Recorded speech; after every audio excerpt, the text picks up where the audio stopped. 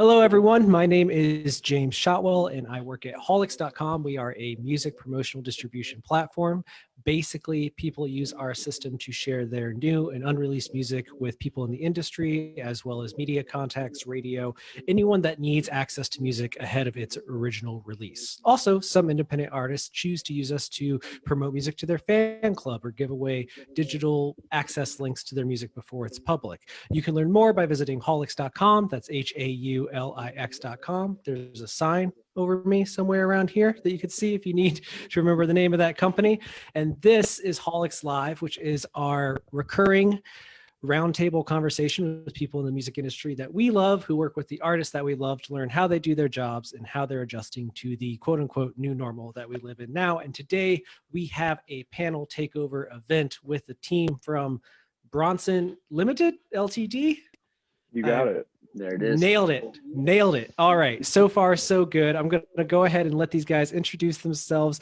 Jesse, since you're next to me in this Brady Bunch style format that we have, why don't you go ahead and go first, and we'll just kind of go around until we get back to me.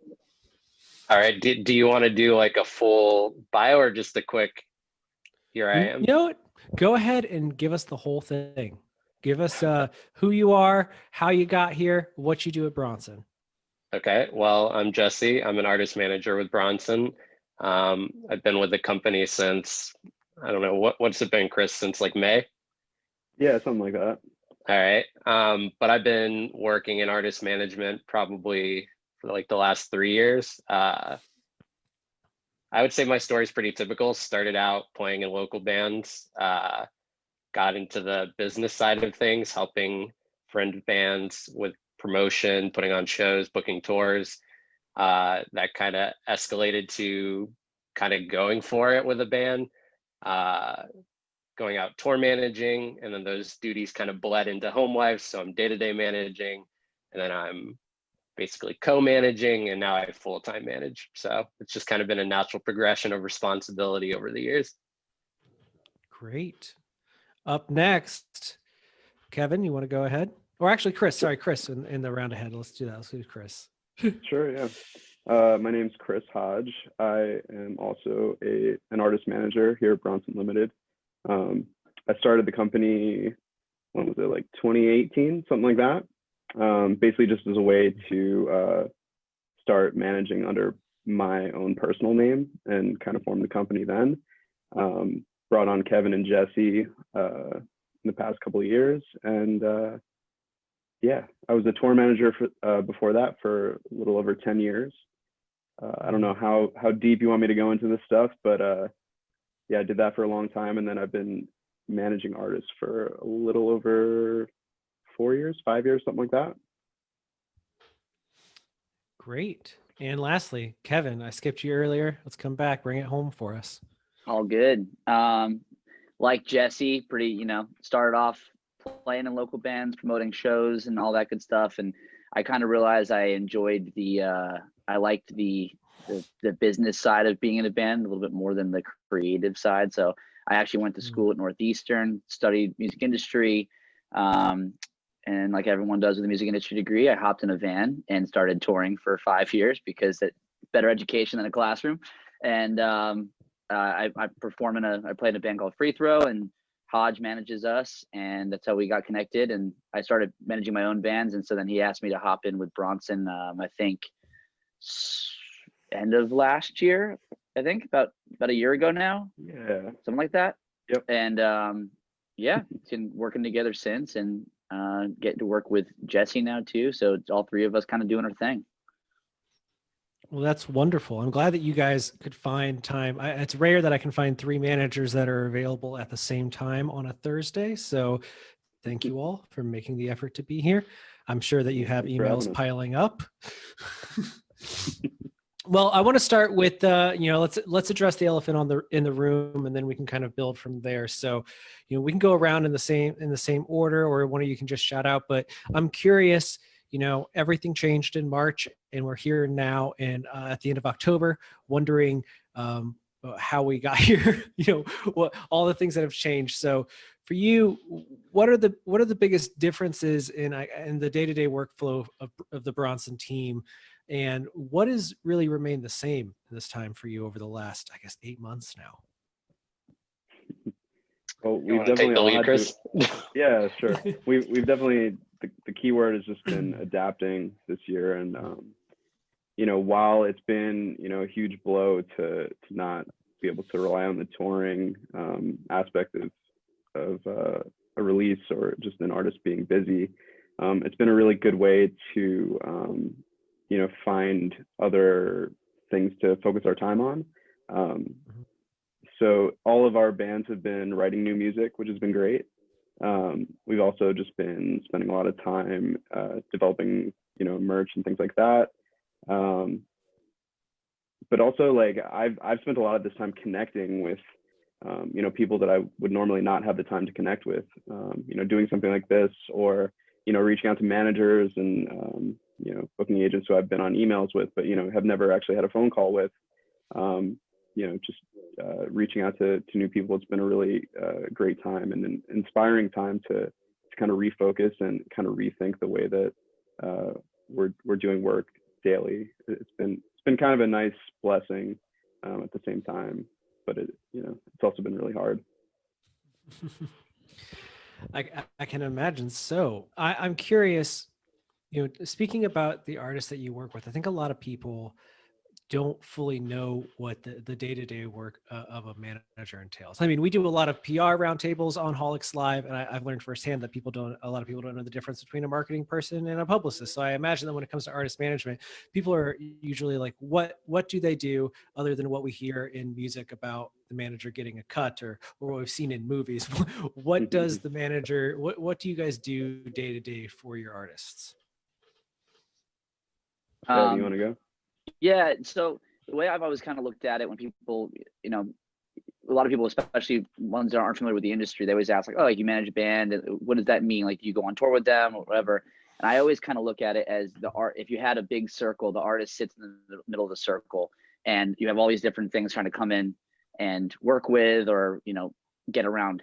And so the manager to me is always kind of sits in that circle with the artist and wants to filter everything and, you know, make it so the artist's one job is to create this art in the middle, and then the manager can take that art and work with everybody else and make all the moving pieces work together without causing a headache for the person who's trying to make said art. You know, I've worked with, as an artist with managers and a manager with artists, and one of the most frustrating things is when, especially like when you're getting to release time, you're trying to think about, okay, I have all this music, I want to do all this stuff, but also, you know, we have to talk to label, agent, PR, all that. It can be really overwhelming when your main focus needs to be making the songs as good as they can be, or the performances as good as they can be. So in my eyes, managers there to kind of support that artist and help them grow that and reach the right people without, you know, stressing them out. I'd say in addition to that too, it's about finding new opportunities as well, and inspiring, you know, new creative drive for these artists as well. So, you know, like Kev, I know going into this album that you guys are working on, you know, it was, we had a lot of talks about, like, you know, where you wanted to go with this album, and, you know, really diving deep into creative lanes for this album. So I think that's a big part of being a manager as well, is kind of inspiring that creative side too. Yeah, I would say facilitation is just a big thing, you know. I always would prefer to say yes rather than no when an artist comes to me with an idea or question, you know, like, let's think about how we can make this a reality, rather than just tell them it's out of the cards. But yeah, I think Kevin kind of put it there with, like, you're kind of at the center of the universe with them, and it's about facilitating all the other pieces so they can focus on the music. Project management, I think, is probably the biggest part of the job, coordinating all the pieces. I'm curious how your jobs shifted in light of what happened, and maybe a good case study that we could kind of do briefly about how your roles have been evolving in this time is one of the bands you work with, Charmer. They put out a record at the top of April, so we didn't even fully have a grip on how long what's happening right now is going to go on, what was happening right now, what the impact of that would be. But in the weeks leading up to the pandemic and in the immediate weeks following when it started in mid-March, I felt like Charmer had done a really good job of positioning themselves and being on everybody's mind. And maybe I'm biased because I wrote the band's bio, but I felt like we were all talking about Charmer. And I'm curious, this happens. And I imagine that as a manager, your artist turns to you and they're like, what are we going to do because of the world is on fire? So what was the strategy there? And then how did you guys have to shift in those weeks leading up to Ivy and following it in terms of just, working with your artists in this new world? Yeah, that was a tricky one. Hodge can sympathize too, because at the same time, Mundy's Bay was going through the same. Their release was, I think, a couple weeks before Charmer's, and it was kind of odd because when the shutdown officially happened, we were 2 of 3 singles into our rollout. We had a music video being made already for single 3. So it was sort of like we couldn't change too much about what we were doing until release day because we already had like all the cards out on the table. But it was sort of like a scramble after that. It was like, okay, cool. So all these shows aren't going to happen now. What are we going to do? It was like, and then everyone's like, well, we can go on Instagram Live and play. So then you try that once or twice. And then it's like, well, this is cool, but are people really getting an idea of what this record sounds like through an iPhone microphone on an acoustic guitar? So then you had to pivot there, and it was like, okay, well, let's record some videos. You kind of just started getting creative with it, and it was like, well, let's do this content video to talk about what's going on, and let's do this. And it became a little exhausting at some point where it was like, let's get an interview. Okay, we got an interview, and the first question is, man, so your record came out in the middle of a pandemic. How does that feel? And you get tired of answering that question. So I think we had a conversation recently about how the pivot became less about just being a musician and having to become more of a content creator and learning how to just create different things that were part of your brand versus just talking about your music and just releasing things to support the music. And it took us a little while, but then we started figuring out, like, Dave from Charmer came to me. He's like, everyone always messages us on Instagram, what gear do you use and what tuning do you play in?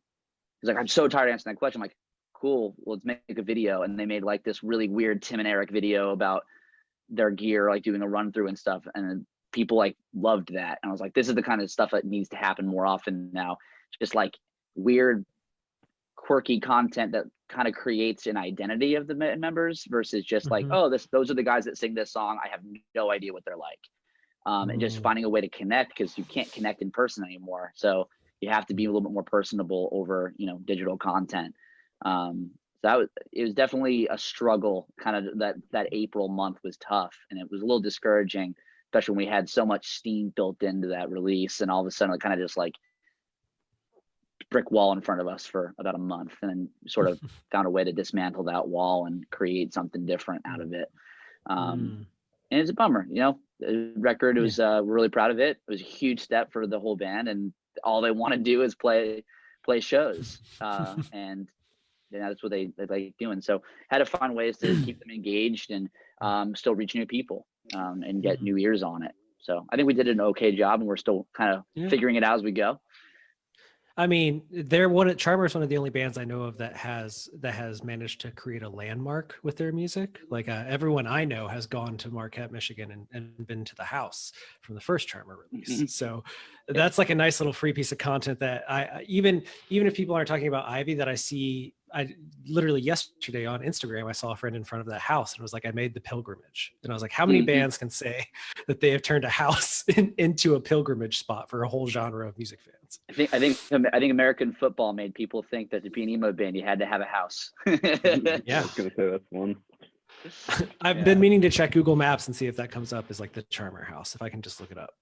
That would be awesome. If not, someone out there watching this right now, please set that up for us. Maybe the family would mind, but please just do it anyways. Well, you brought up a good point, which is this kind of pivot of what an artist's job is, because it used to be just write the best music you possibly can, promote it by talking about the music. It'll come out. You'll go on the road, and then you'll do a whole bunch of small interviews, but you'll just basically be doing what you want to be doing, which is creating music and playing it for people that enjoy your music. How has it been for you guys managing artist expectations while also trying to I guess, navigate this new normal, or figuring out what works? And along those lines, with that as a follow-up, what has been working really well for your artists? Because you guys have a pretty diverse roster, but it all falls under an indie umbrella that I think what's working for some of them might work for a lot of people that are watching this or looking at this in the future. So what's it been like trying to navigate that trial and error while managing expectations? And then what has actually turned out to be pretty successful? Yeah, it's changed a lot over time. Like obviously right when COVID hit, you know, we kind of had to slam on the brakes, and it was dealing a lot with, you know, at the time it was like a lot of logistical changes. Like Kevin mentioned, Monday's Bay, they released a record on March 13th, which was like the Friday the 13th that like all the tours got canceled. Like they were about to head into the state. They're from Montreal, Canada, and they were about to cross into the US to begin a tour with Honey. And I had to be like, yo, turn around. And so it was a lot of stuff like that, like a lot of logistical changes. But then in terms of like managing expectations, you know, at first it was like, okay, well, we're going to pivot and kind of like get ready to kind of move in a couple weeks. Cause I think at the time it was like, everything's going to be pushed, like, you know, maybe the first week of shows is going to get canceled. So we'll get ready for the following week of shows for anyone that was touring during the time. Same thing for Free Throw. When they were out on, they were out with the Wonder Years, and I think you guys had about, I don't know, 3 weeks left of the tour, something like that. Not even. We had 7 days. We were so close. Right. Yeah. And it was just like, okay, well, like these 2 shows are going to get canceled, but the rest of the shows will be okay. So, you know, we'll have to like pivot some merch deliveries and things like that.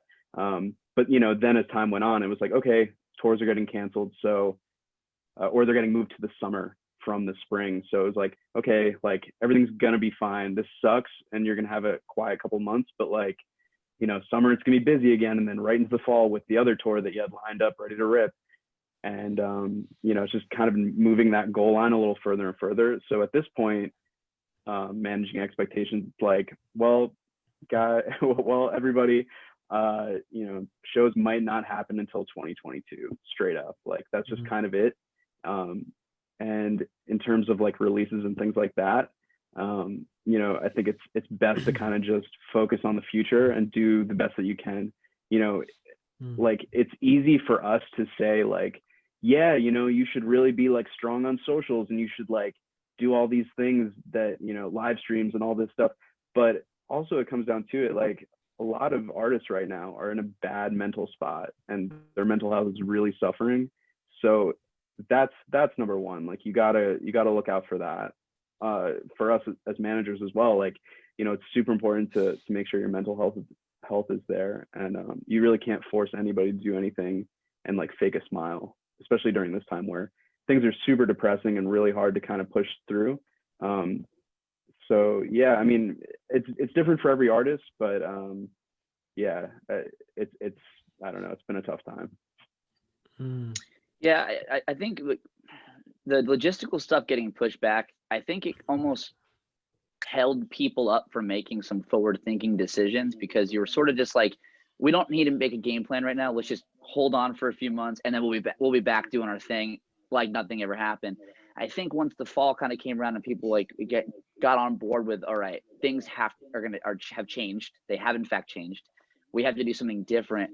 We're now in a position where I think people are starting to say, okay, let's not plan a rollout the same way we would plan a rollout 9 months ago. Let's stop doing that. Let's try something different. Let's get creative here. And I'm excited about it. I mean, Hodge just literally launched soap with Can't Swim, and it's like, you know, I never heard of a rock band making their own CBD soap with an EP release, but like, I laughed my ass off of that infomercial, and I thought it was a really cool pivot. Capstan just launched a really great Patreon, and they're, you know, I've seen a lot of those things happen. And I think you're seeing bands with realizing, I have time on my hands, and we don't actually need other people to do all these things and create these things. We can do this at home now. And so it's honestly kind of inspiring to see what some artists have taken the time to do. And, you know, I don't want to get down on anybody who hasn't done those things, because like Hodge said, it's really tough to get your mind there and get motivated to do it. But like, huge shout out to the bands that are like still pushing and like getting creative. Like that's awesome. It's hard to do right now. There's a lot of bands that are grinding it out for sure, and like really capitalizing on the live stream stuff and the Patreon stuff. But yeah, big respect to all those bands that are doing it. It takes a lot of work, and you know, the payoff isn't always the greatest, but it's cool to provide something to fans that, you know, are sitting home just like the rest of us. So props to all those people. I saw a tweet just before we hopped on here where someone said, talking about how much they love the Can't Swim single, and mentioned that sad and upbeat where there are only two moods. So Can't Swim falls into that category incredibly well. I want to talk also about, you talked a little bit about managing expectations, especially, and rethinking release rollouts and what you want to do to promote an album. And some of the artists that we've talked about are pretty well established in their own scene, but what about some of the smaller bands? I know that you guys work with Early Humans, who just put out a record, also a phenomenal release, but I would say that they're a little bit lesser known than some of your other clients. So when it comes to, you know, trying to help these smaller bands at least break on some level, get their name out there, how are you approaching that in a world where you can't, you know, constantly be pushing, like, you got to see it live, you got to be a part of the live experience? What is working for the smaller acts on your roster? Early Humans, we got a little I hate using the word lucky, but we hadn't announced the record when the pandemic started. And so we were like, hey, like, let's buy ourselves some time and think about this. And so they're very resourceful. They have a lot of really great people in their corner. So they're like, well, we're not gonna be able to play any shows on this record. Let's plan a release show, but like, let's do it full audio, full camera, everything. Let's do it live. And like, they did a really phenomenal full album playthrough, you know, full performance, which was like incredible. And they got like this guy Jez Pennington, he's an incredible artist, to come on board and like just make unbelievable visuals. And they're like, hey, we're a small band, but like, we're gonna do everything we can to like make this as amazing as it can be. And you know, for a band with 1,200 monthly listeners, like, you look at their stuff and you're like, damn, like, there's a lot to unpack here. Which, it's really impressive. yeah, they inspire me a lot. They come to me with ideas all the time, and I'm like, I think we can make that happen. Sure, like, let's do it. Why not? So I think like it's kind of an interesting time, because like, it's kind of, yeah, they're a smaller band on our roster, but like now, because touring and everything's so weird, it's kind of hard to scale bands now. Like, when people send me new music, I'm like, I don't know if this is a big band or not. Like, they're on the internet and they're really good, so like, this is cool now. I think it's almost like sort of like level the playing field for some people. It's just more so, can you reach those people in the right way, and getting creative with that. So that's a little bit, that's the hurdle, I think. Just breaking through the massive amount of content on the internet right now. Oh, I love that. No, I think you're absolutely right. And, you know, I always make the joke that I've seen artists with 8 million monthly listeners play to 28 people on a Wednesday night. So it's not even like a good gauge sometimes to be like, this is the band you need to know or work with. Yeah, I think it's good just to try new things, you know, say yes to things that you wouldn't normally say yes to. You know, don't say yes to everything, you know, say yes to the things that make sense. But I think that's a good thing to do during this time. You mentioned the live stream thing, and it does seem to be the new norm. I mean, I was looking at a calendar for this weekend, and I think between Friday and Saturday, I've been invited to at least 7 different live stream events, and they're starting to conflict with one another. I gotta make choices about who I watch on my laptop. Are your artists all seeming to find take an interest in that? Are you having a lot of conversations about that kind of thing? And, you know, how do you feel about, you know, charging versus doing it on Twitch or doing it somewhere free? Like, what are those conversations like, and how do you, as managers, just generally speaking, feel about them so far? Like, are you enjoying them? Do you think it's something that's here to stay, stick around?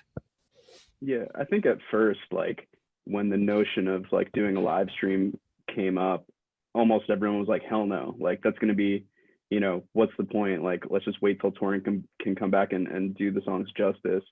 But now, where, you know, we're waiting a little longer, I think everybody is starting to think a little bit differently. I think right now we're starting to plan a little more of these types of situations. You know, a lot of the ones that have been done that have been really impressive, like, you know, the Under Oath one, Code Orange, you know, where it's a really cool and marketable thing. I think there's cool ways to do it. I think charging is okay right now. But yeah, I don't know. It costs money to do it right. It costs money for Yeah. production to put it all together. So, you know, it's good to have an avenue to support the artist. I saw, I think Seven Dust posted a picture of the team behind theirs the other day. And, you know, there's like 5 guys in Seven Dust and there's 20 people in the photo. And I was like, this is why it costs money. Yeah, it's definitely not a cheap thing to pull off at all. You definitely need a lot of help to do it. And typically you have to partner with a third-party company to actually do the actual stream. And then logistically, yeah, you have to, you know, be mindful of COVID. You know, you're operating during a pandemic and you can't have X amount of people in the room, and you know, it needs to be safe, but it also needs to make sense. Yeah, absolutely. I think that if nothing else, it seems to be a really good avenue for artists to do some exclusive merch and get a little bump in press, but also, you know, sell a bunch of merch. I bought a really nice package to see Anthony Green play acoustic in a couple of weeks earlier today. Not because I necessarily need to see that Anthony Green live stream, but the merch was so good. I was like, I'll pay the extra. I'll buy the bundle and just get the ticket for the live stream. Like that's just a nice little add-on. Yeah, they've done a really good job with their Patreon too. Anthony and Circa team, yeah, it's really cool. That's a case study thing too. Is it's like people keep talking about wanting to support the industry. Like when you're paying for a live stream and you see 20 people working on it, chances are those are 15 people, you know, 5 band members and 15 people who just lost 9 months of work this year on touring. That ticket price isn't just going to a band's pocket. Like they're getting to pay their crew and their friends who literally can't work right now. So yeah, I think paying $15 to watch a really expensive production that has people working really hard on for several days, I think there's nothing wrong with that. It just, I know a lot of bands don't want to do it unless it looks and sounds really good, and not the easiest thing to do, especially for smaller artists. I imagine that. Go ahead. I was going to say, Free Throw just did a live stream to support a local venue in Nashville over the weekend, and you know, doing things like that, you know, supporting your local venue, supporting, you know, artists during this time, supporting local crews during this time. You know, it's a really important thing, and like everyone should be doing it. So I think, you know, charging admission to these live streams is a good thing, and it's important to support the music scene during this time where, you know, money isn't rolling in for all of these people to live. And I would say too, you know, with COVID, it really just exposed how dependent the music industry was on touring, and with that piece gone, the whole thing toppled. And I think to the other guys' points, you know, if we're not supporting it now, it's not going to be there when the world comes back to normal. All these small venues cannot afford to exist. So everybody needs to support where they can, what they can, if they want it to still be there. Oh, I couldn't agree more. I do not look forward to the day when I'm at a concert in the future and somebody complains about how the live stream would have better sound quality, because I imagine that's the one thing that I really love. Like you watch that Code Orange stream and you hear every note and every part of the vocals, and I was like, the mixing is so good. It's also pretty vulnerable though. I mean, you know, you don't have any crowd noise or, you know, shitty venue walls to get your guitar flubs covered up. You're gonna hear it. It's a silent room you're playing to. There is that. There's that. I remember the first Dropkick Murphys one, like 4 days after their St. Patrick's Day one, like they didn't know what to do with themselves. So they were still like asking the camera guys to mosh and run around in circles. They're like, just do something. We don't know what to do with ourselves. It's weird. Yeah. It's weird, but it's the new thing, I guess.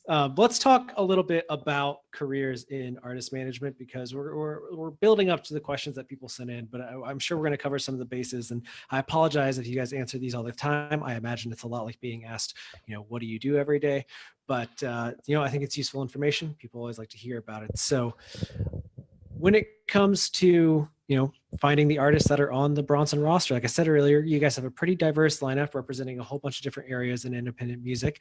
What attracts you to a band, and what, you know, how do bands reach out to you? What is the key to building a relationship with the manager before, you know, actually signing with a management company, but just, you know, getting on the radar and starting those conversations?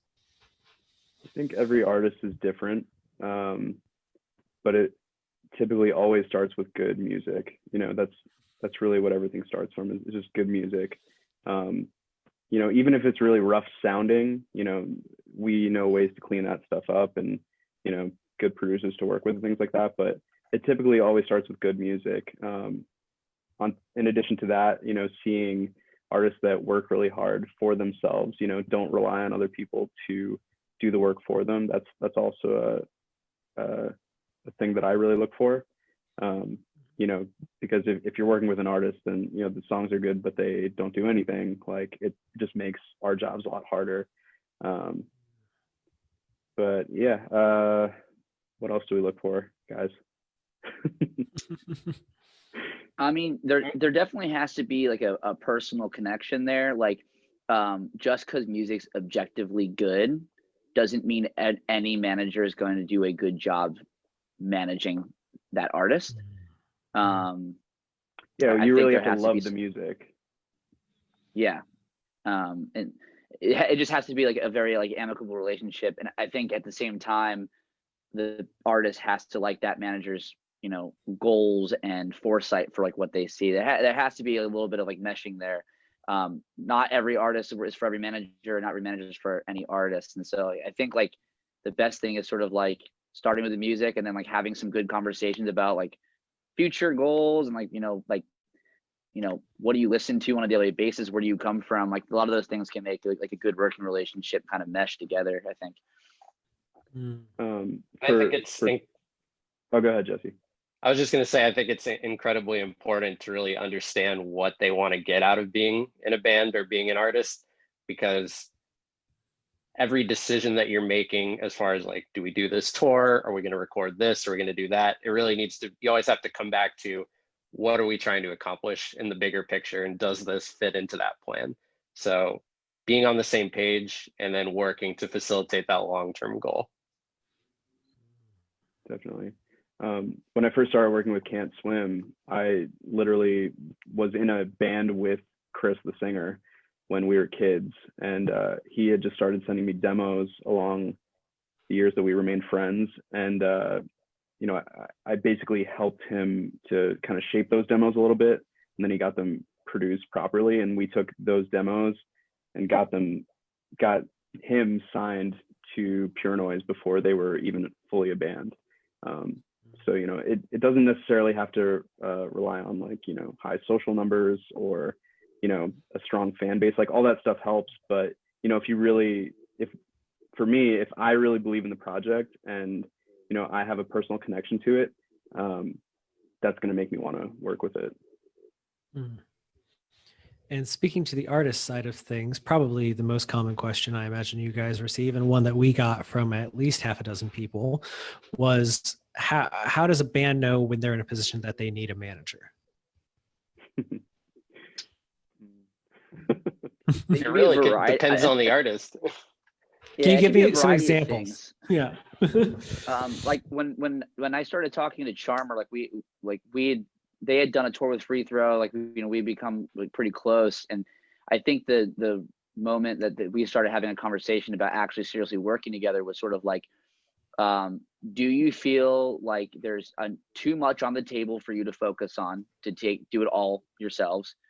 Number one. And number two is, do you feel like you need someone to help you take what you're doing to another level that you don't feel like you can do on your own? Like, do you need an outside ear, brain, whatever it is, to come in and help you do this? And like, yeah, I think we're at that point now where we want some guidance, some direction, and we want this to get bigger.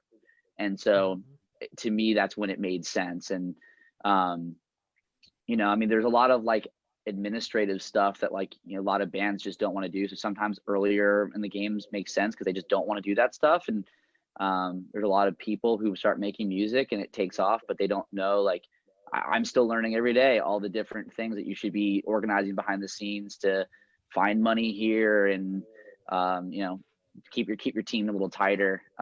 So I think like it kind of just depends on like when an artist gets to the point that they feel like they don't want to do those things and they need help to grow it. Like Chris, you know, you said you were working with Can't Swim on day one. some artists do that. Some artists will do, 3 or 4 years without a manager before they decide like, hey, I want some help here. Kind of just always depends on their vision and how comfortable they are with the rest of it, Yeah, I agree exactly with what you said. Like if the artist is, struggling with the stuff outside of music and really, it's kind of preventing them from being creative. But it's also to the point where it's busy enough. I think that at that point, it might make sense for them to look into management, or at least looking into help with some aspect of their business. Great. No, I think that's a really useful question, because it is one that comes up a lot. And in a lot of ways, it's kind of like asking, when do you know that you need a publicist, right? It's a matter of how much work do you want to do, and how much work can you do yourself, and also how much material do you have? Like what are you working on? Yeah, I mean, there are definitely artists that can do everything, but it's fucking tough. There's a lot of stuff to do. Yeah. If you think it's easy, you might not be doing all the stuff. Right. Yeah. Oh, okay. Well, all right. Let's get into some other viewer or listener questions. Several of them were given to us anonymously by people who wish to not be named, which is perfectly fine. And if you're watching this right now on Facebook or on Zoom, feel free to leave us a comment and we'll try to get there. We've got a little bit of time left, so we'll get through as many of these as possible. Right off the bat, going along with what we just talked about, what are some ideas or plans that you tell the artists that you work with that they should always be thinking about or working on? Are there any like long-term ideas that you kind of just ask them to keep at the forefront of their mind? Something that they should be constantly kind of checking in with. Do we have this? What are we thinking about this? So on and so forth. Something that I like to do is, I've done it with a bunch of my artists, is where I'll ask them to sort of create a mission statement at the beginning of every cycle. I think it's important to always evolve over time. And you can kind of look at albums as being those like chapters in a band's career. I think we can all sort of agree to that. But creating that mission statement and kind of looking to that whenever you're looking to make a decision, whether it's like merch or like creative stuff, or it's like, sonically, should we move into this direction, going into writing the album or whatever it is. I think that's something that's useful in shaping a band's career. Is just kind of setting, it doesn't have to be like a written out statement, but like having a goal in mind of, whatever it is, and just really sticking to it and working with the artist to, find the pieces to get to that goal. Great. You guys have any other thoughts on that? I mean, I would say it's just incredibly important to develop a true fan base, because, again, I think COVID's a great example. There's a lot of things that are outside of your control as an artist, but as long as you have people that are willing to support you, you can adapt and overcome anything that happens in the landscape of the industry or the scene. I know there's like a theory like the 1,000 fan theory. If you have 1,000 people that are willing to spend X amount of dollars to support your project in the course of a year, well, that's your income. And I mean, you need a lot of people to make it happen, but as long as you're focusing on how do I bring on new true fans and how do I nurture the ones that I have, because again, without them, nothing happens. I think that's great insight. And it leads slightly into the next question that we have, which is, I think one of the things in building and harnessing the power of your audience is to, stay relevant, don't become something that's stale in the world of, constant consumption. So for your clients, do you have any advice for people who are wondering how to do that? How do you stay relevant? How do you stay fresh when, you might be going 12 months between putting out music or longer? Don't follow trends. Like, don't like solely base your career off of something that's popular at the moment. Like, do what you feel is something that you love. Like, make music that you really want to share with people and that you genuinely like. Like, don't write an album because like, trap hip hop's popular. Like, don't, make an album that sounds like that or whatever. Just like do do what you think is going to make sense for your band or for your music. Yeah, I mean, if you follow trends, if it's not something you're actually genuinely passionate about, it's gonna show pretty quickly that it was, you know, you sort of latched onto it. You're not gonna feel, it's not gonna feel genuine. And the second thing is the amount of time it takes to write, record, mix, master, and get a record out. If you're just doing like what's hot today, there's a good chance your record's coming out a year later and it's not hot in a year. It's on to the next trend. So, you know, people who create a trend aren't doing it because they know it's going to be cool in a year. They did it because, well, this is what I want to do today, and it was good shit. And you know, that's where it went. And people can tell when music's not genuine too. Like they can tell when artists aren't genuine. So you know, it's important to not fake it.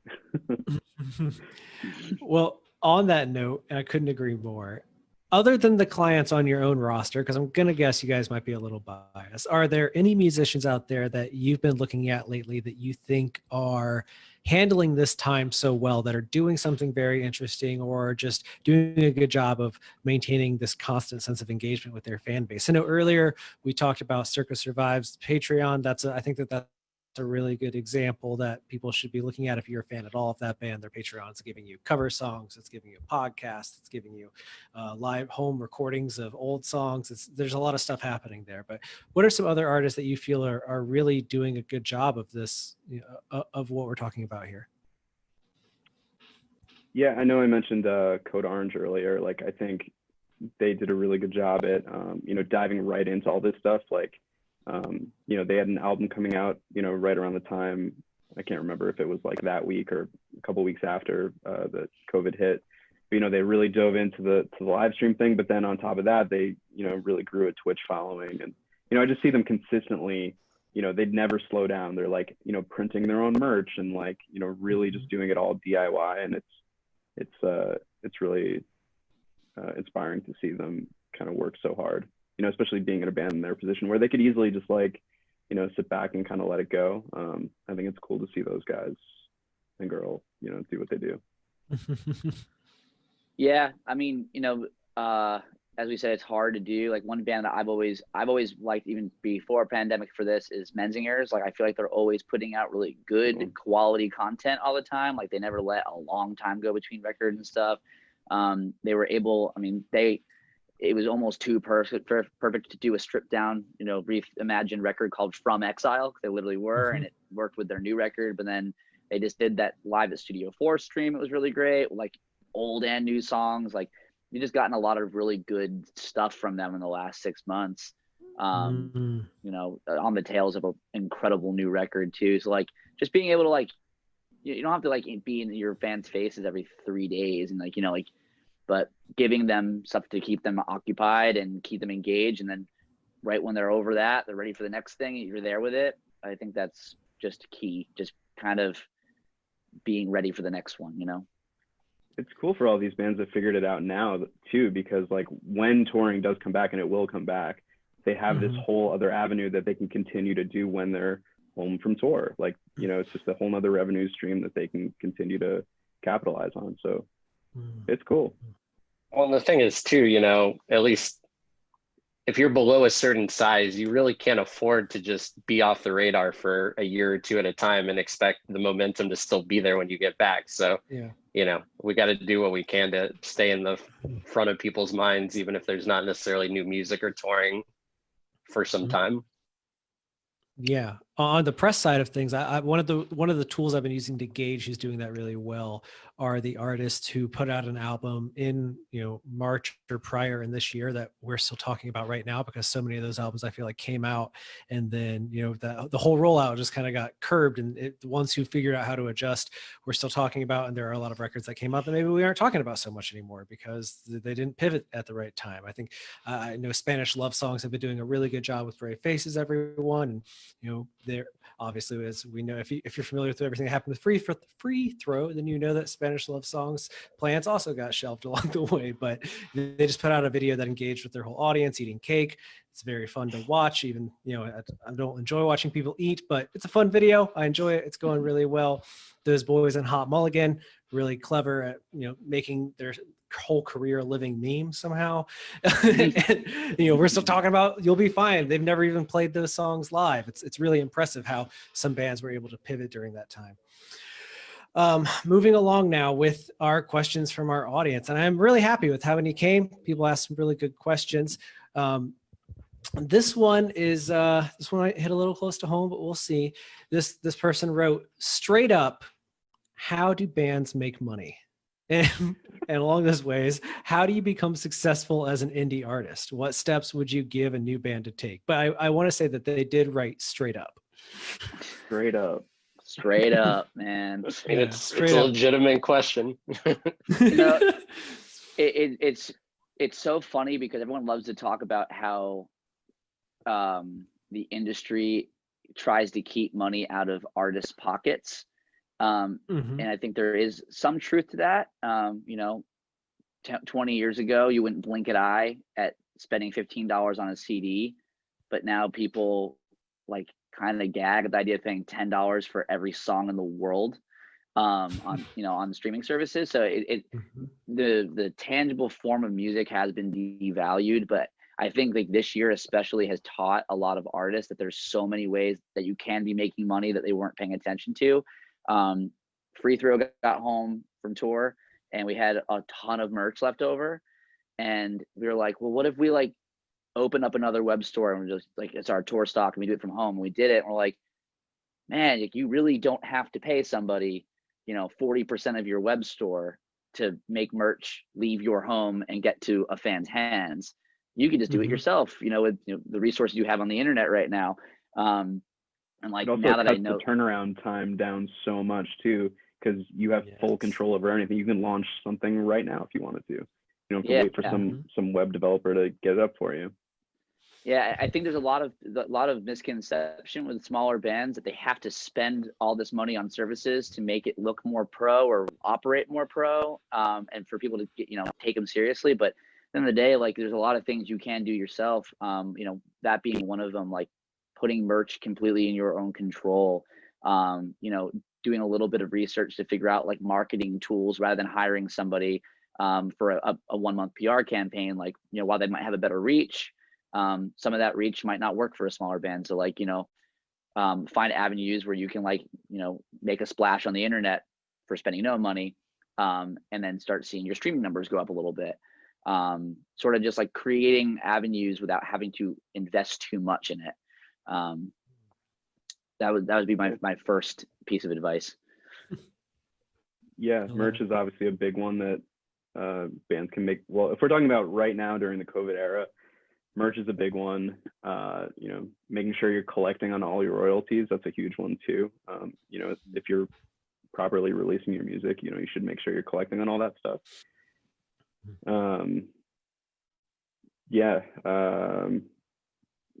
What else? Yeah, I mean, you could definitely do live stream stuff like that. Like, you can do paid partnerships with other brands and other companies that will sponsor you to do these things. That's a good way to make some money. But it really depends on the artist and what they're capable of doing. Like, not everyone can just grab some crazy sponsorship deal out of the air. So yes. No, I think that those are all really good points, and I thank you for sharing them. And on the merchandise note, we have a podcast through Haulix called High Notes, where we talk about addiction in the music industry. We just did a charity project. We used Printful.com. They do the printing and fulfillment for us, and the margins were really good. Most orders were printed and shipped the same day that they were ordered, and people got them within 3 days. It was a really good turnaround, and there was zero cost for us in terms of buying 50 t-shirts and then needing to sell them. We could just sell whatever we sold. It was a nice alternative for someone that doesn't have a huge budget.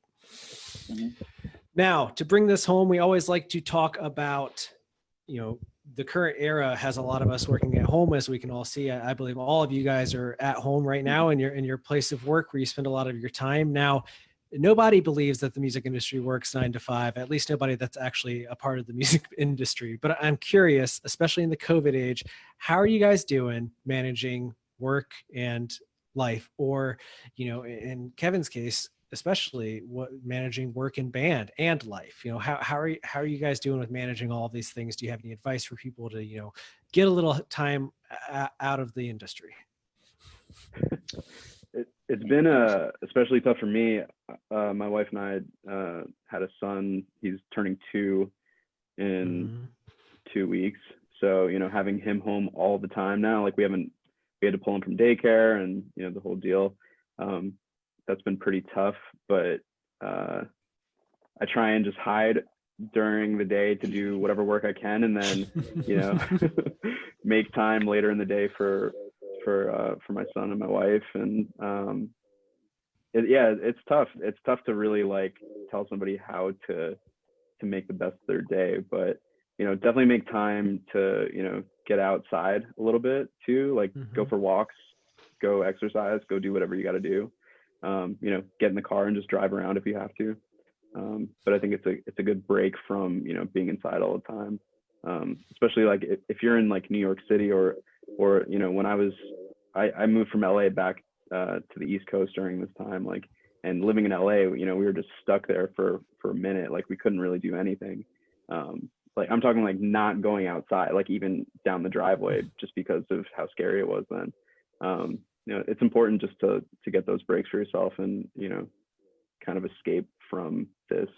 I don't know, however you can, I guess. Yeah. I found it very helpful to try to structure your day as if you weren't going to be home the whole day. So, you know, like Hodge said, like I like to get outside a bunch. Like I usually try to get out of bed like I have to be at work at 9 o'clock. So like get a coffee and get a walk in and then hit my desk and I'm at work. And work was just a, you know, 15-step walk away from my bed. But I find it just creating as much structure as possible. Like we've adopted using that Todoist app, which is like I pretty much just like make a weekly checklist of all the things I have to do, and I like schedule it out by what day I'm going to do it. I have like 2 calendars that I just like religiously stare at, because if I have to have structure, or else it's you know, gonna fall off a little bit. And then, you know, the artist stuff kind of just works itself into that. You know, we just pre-throw just finished writing and recording, so kind of just budgeted a day a week for writing, and then once recording happened, put that into it, and sort of just make it all work. Just kind of create your own daily schedule that you just stick to, because if I get off that schedule, I'm screwed. Yeah, it's funny like how much more structured my life has become during this time. Like I thought it would be a little more chaotic, and at first I'm sure it was, but like, yeah, I definitely have a stronger routine these days. Yeah, I think this year I've probably developed more productivity techniques and structure than I've ever had before. And I'm thankful that I also have another job that's not music related, that's been steady this whole time. So it takes a little bit of the pressure off of making everything work with the music stuff. But on the same token, I have less time to just spend the whole day working on artist management stuff.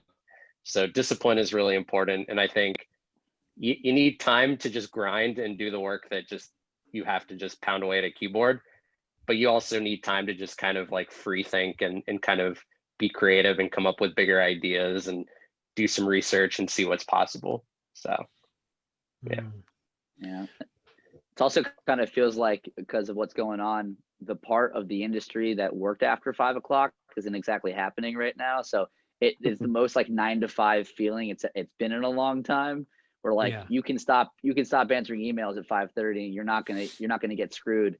Whereas, you know, 10 months ago, I felt like I could have not worked until 2 p.m. and then did my workday from 2 to 10. Definitely. To circle back to the beginning of this conversation, adapting. Yes. Look at you putting a button on it. Look at that. So good. I absolutely agree. I think on the East Coast here, we can argue that you could probably start work at like 11 to 7, because those foolish West Coast people will still be scheduling stuff at 7 p.m. Pacific time. And you're like, come on, man. 4 o'clock. I've basically worked the entire day at that point. But I think that's all great advice. And I thank you guys for being here. This has been a lot of fun. I never know how they're going to go when we start. I've talked to most of you at least through email in the past, and I've never actually seen your faces. So it's good to put a face to a name. Everyone here, I hope that you had a good time watching this. And those of you that are watching this in the future on our YouTube page, I hope that we're all still here. You can come find us online and talk to us yourselves if you like. The Bronson website is bronson.ltd. Fantastic web address. Love it to death. I always like when people, use the different extensions there at the end. So good job on that front. Before I let you all go, do any of you have any closing thoughts? Anything you want to plug? An album that's coming out in the next few weeks that we should be looking at? Anything along those lines? Yeah, who goes first? You go first, my man. All right. Dropped a new Can't Swim single today off of their new EP, Someone Who Isn't Me, comes out December 4th. Literally, the video came out today, so go watch that right now. It's really fun and really different than their old stuff. Go vote, please. Fucking go vote. Yep.